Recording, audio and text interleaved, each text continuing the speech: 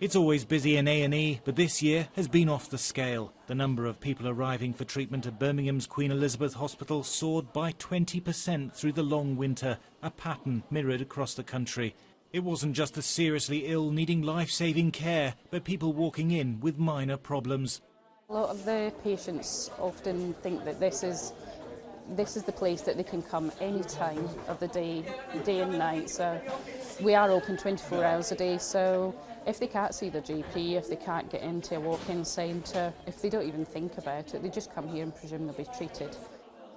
Sky News can reveal that the NHS will shortly unveil controversial plans for diverting up to 6.5 million patients a year away from A&E.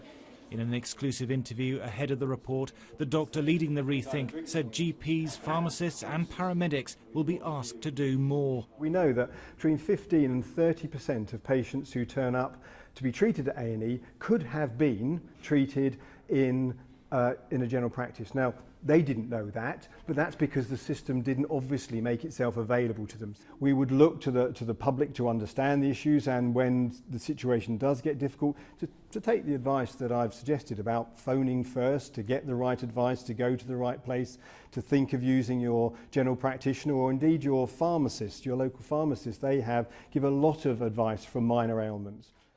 The bottleneck in A&E is made worse by older patients with complex needs that take time to resolve.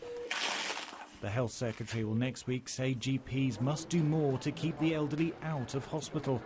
The role of GPs in primary care for the most vulnerable older people needs to become a proactive role, where you are checking up on people, finding out how they are, heading off problems before they happen, rather than a reactive role. And I have to say that GPs are incredibly busy, so in order to make that change we have to find a way of getting more capacity into the system.